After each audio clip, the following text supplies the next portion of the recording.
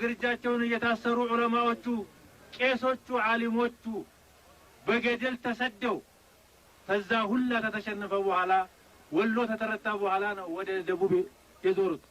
እንግዲህ 400 ዓመት ወሎ ተጨቅጭቆ ተገርፎ ተገሎ ገደል ገብቶ እጅግሩ ጠፍቶ አሮጌ ቤት ተሰብስቦ እሳት ተቃጥሎ ተተሸነፈ በኋላ ወደ ደቡብ ወደ እናንተ ዙረው 109 ዓመት 110 ዓመት ቢሆን ነው እናንተ ወሎ 400 ዓመት ታግሎ እንግዲህ ይህን ታሪክ ምንም የታሪክ ምሁር ባልሆን ታሪክ ጣፊዎች ይነግሩታል።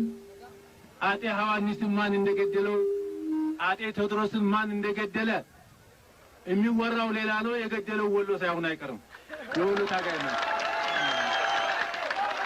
ታጋዩ ነው የተገደለው። እንግዲህ በእውነት ወደ እናንተ ስንዞር አሩሲ የዑለማ አገር የስንት ምሁራን አገር የነበረውን ጡቱን ቆርጦ እጅግን ቆርጦ ያደረጉትን በእውነቱ ታሪክ አይረሳውም። በጥቁር ቀለም እንደጣፈው እናውቃለን። እና እንኳን ለዚህ ያበቃችሁ ተሰብስባችሁ ለመወያየት እንኳን ያበቃችሁ። ወሰላሙ አለይኩም ወራህመቱላሂ ተዓላ ወበረካቱ። Oromoo jalatti dhaabachuu kenna ergaa san isiniibsuuf ani maqaa dhaaba saniitiin adda bilisummaa Oromoo jalatti warri gurmoofne kun dubbii san dhaabni keenna dhaabni dargaggoo Oromoo Islaamaa jiraachuu isiniibsuuf isin warri kutaa Oromiyaa keessaa asitti walgeettan kun munuun ar'arraa jammartanii akkanuu beeytanii fi bootaa dhufne maratti akkanu fudhattan jecha isinii ibsuuf asitti argamne waan na dhageettaniif maqaa dhaaba kenna. Ergaa goobanaa ka armaan dura dhufeen kutanii utaawaayyoon kutaa shawaa deebisanii akka jiran armaan dura isinitti manneera.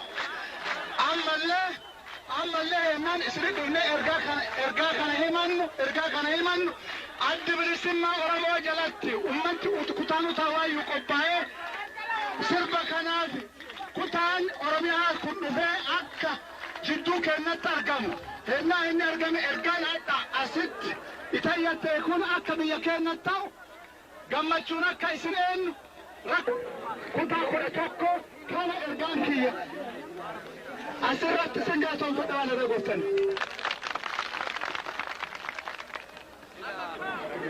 Guyyaa har'aa kan bara 606 dagatamee ture kana yaadachuudhaaf walitti dhufuu keenyaan gammachuun natti dhaga'ame maqaa adda bilisummaa Oromootii fi maqaa kiyyaanis ibsuu barbaada jechuudha. Uummanni tokko wanneen inni beekamuun keessaa guddaan taarika yookaan seenaa isaati.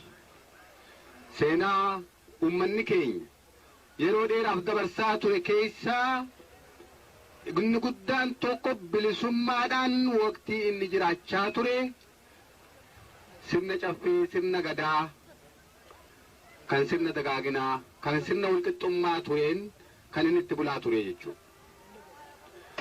Sirna kana biree as dabree wanti inni qunname hammeenya, saamamiinsa, gubatiinsa, gaqqabama, cunqurfamuu, tuffatamuu ture jechuudha. Kanarra immoo kan ga'e tole jedhee olaantummaa alagaadhaa kan diinaa irratti fudhachuudhaan osoo hin ta'in osoo lolatuu osoo falmatuu ture. Falmaa fi lolli inni godhe kun immoo diikaraa akkasumas bakkootiin biraa kan akka isaa wanni yaadatamaniin moo'amiinsa jiraa awwaaluun aadaa diina akka ummata Oromoo gabroonfatee malee kan bakka biraatti yeroo hedduu mul'atee miti. Irraa harka muree fi harma muree jidduu jiru kan agarsiisu jechuudha. Garaagarummaan guddaan nu jidduu jiraachuu kan agarsiisudha. Diinummaan hamtuun nu jidduu jiraachuu kan agarsiisudha. Erga sirraa kaasees karaa diinaatiin haala tolfatee biyya jiituu biyya gabbattuu duraanuu hammeenya akkasii dalageef teenya erga qabate booda ummanni keenya biyya isaa keessatti tuffatamee namaa gaditti ilaalamee waa hunda qabeenyaa ta'uu dadhabee abbaa biyyaa ta'u lafa dhabee osoo beekumsa qabu beekan isaa wallaalaa alagaa hanqatee seenaan isaa bareedan seenaa hokkataa warra wal cunqursuuf wal saamuu beekuullee hanqateeti awwaalamee aadaan isaa bareedduun aadaan isaa toltuun bakka dhabdee haala hammeenyaatiin wajjin jiraanni as geenye. Hanga geessanii bakka gammanneen jedha. Haa ta'u sirni cunqursaa sirni Oromoon jalatti gadi qabamu kan Oromoon biyya ofii irratti murteessaa ta'uun dhoowwamee abbaan biraa waan barbaade itti labsu itti murteessu ammallee dhibbaa dhibbatti dabree qulqullaa'e jechuu miti jechuudha. Isa kana karaa keenyan hiree ofii murteeffachuu jecha jedhuun gabaabsinee kan keenyu ummanni keenya yoo karaa nagayaatiin biyya isaa irratti abbaa biyyaa ta'ee hiree isaa murteeffachuu kan mirga